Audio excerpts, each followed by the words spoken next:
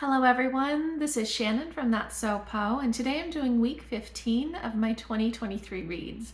This week I read a classic sci-fi, a bunch of things for trans girl April, some picture books, and I DNF'd a book. Timestamps and content warnings are in the description box below.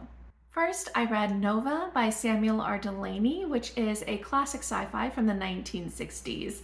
This has some really incredible world building and a very action-forward plot. So we're following basically a crew of people on a spaceship where their captain is trying to take them into a star that has gone nova in order to harvest some of the raw materials. But this is a thing that nobody thinks can be done, but he thinks it can be done, and he's very, very much driven to do this.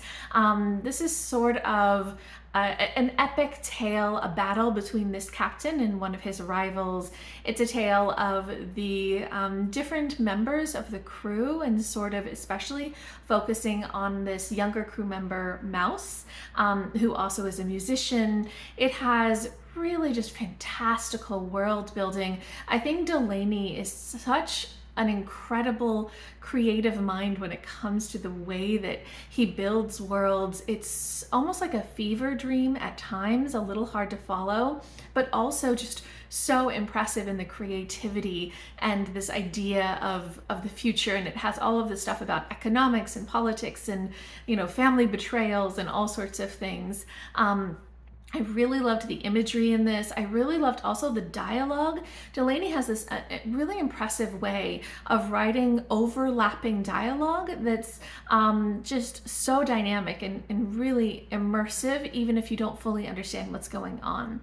This book, though, is a little bit action heavy for my taste. It's really got a lot of action. It also has quite a lot of violence and even some body horror in it, which isn't so much my thing. So I liked the moments that were more quiet in this, but the ones that were full of things happening were just a little bit much for me. So overall, I gave this 3.5 out of 5 stars. Next, I read I Hope We Choose Love by Cheng, Thom, which is a collection of essays as well as a little bit of poetry, talking about issues in the queer activist community. This is just a collection of talking about all of these different things that affect the community and really focusing on how there can be more love and acceptance and sort of justice that is more focused on restoration and healing people, rather than some of the call-out culture and some of the ostracization of members who have done things that are bad. Cheng talks a lot about how many of the members of the queer community are people who have been victimized themselves, and how they often will then victimize other people, and how there needs to be more of a cycle of healing rather than sort of punitive justice. And so there's just a lot of different essays talking about some of these issues in the community. There were definitely essays in this that went over my head because I'm not engaged enough in the queer activist community to really fully grasp the context. But other than that, I think that these were really strong essays. And as I have been reading more things for Trans Girl April, I am really processing more of these essays through what I'm reading. And that's been a really interesting experience. So I definitely recommend this. And I gave it 4.5 out of 5 stars. Then I read There Are Trans People Here by H. Melt. This is a poetry collection that I heard about from Kevvie at Kevvie, who I'll link below. And this is a really beautiful, hopeful collection of poetry. These are poems that focus on kind of the trans experience, but also trans community and trans hope and trans futures. So there's a bunch of poems in here that are just these creative explorations of what sort of a trans utopia would look like. And it's actually quite beautiful and quite hopeful. And I love that focus on just making space for, you know, yourself, right? I think that there's a lot of really interesting work talking about the power of fiction to imagine futures that then make it more possible for us to dream and enact those futures. So I really liked that. And I really liked the way that Melt works with words. I loved the also way that there was just this kind of almost twist at the end of some of the poems that just really was a little bit of just a very deep moving type of feeling where you go, oh, it just has that impact. So yeah, I really liked these poems. Not every poem was a hit for me, but overall I really enjoyed them, and I also gave them 4.5 out of 5 stars. Next, I read The Heartbreak Handshake by J.R. Hart, which is a contemporary romance that is sort of like a cozy contemporary. One of the characters is asexual, and so this is a no-heat romance, but there is such a sweet, strong component in this that I really enjoyed it. So this is basically about an artist who is non-binary and asexual, who's come to kind of stay with their parents in this very cozy Clover Hill community, which is a little bit of like an artist in queer utopia. It's kind of a very sweet, cozy place. But their mom is a little bit of a busybody, a little bit nosy, a little bit of a matchmaker, and she really wants them to go out on a date with a neighbor. And the neighbor is a guy who is autistic, and he sort of is just really a very sweet person, likes to help out people in the community, but also struggles to know how to be himself with other people because often they don't understand some of his interests and that sort of things. And the mother of the artist has been trying to set him up on lots of dates as well. And so they both decide, they kind of handshake on it, to fake date to sort of placate the mother, especially because the artist Remy is going to be leaving Clover Hill once they get their van up and running again. And so it's about them going on these fake dates, but kind of finding that they, you know, really actually get along very well and sort of deciding what they want to do from there. This is just such a cozy, gentle romance. I really liked the slow unfolding of the relationship, the way that they got to know each other, the way that they found sort of partnership in each other. I just thought that was super sweet. There is a little bit more kind of angst in this book than I prefer. Both of the characters have a lot of time when they're sort of ruminating internally on how they feel unaccepted by people or how they don't know what they want out of life, especially Remy, the artist, who is kind of thinking that they want to go and travel all around in order to sell their art and that they don't want to be closed in such a small community. And so that's quite a bit of conflict there.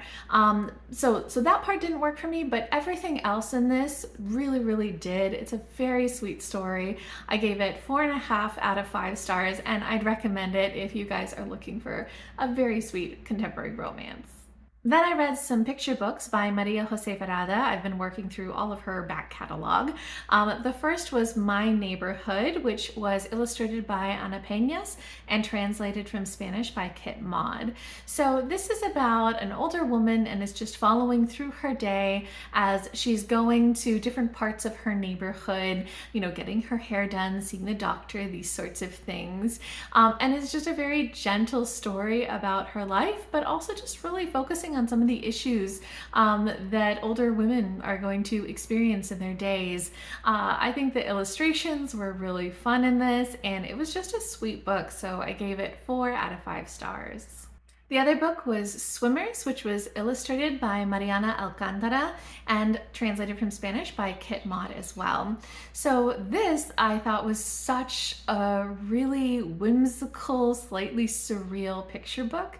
It's sort of taking that phrase of, you know, like Olympic swimmers dream of becoming fish, but switching it around and talking about fish who dream of becoming Olympic swimmers. And it's just like a dream. It's very surreal.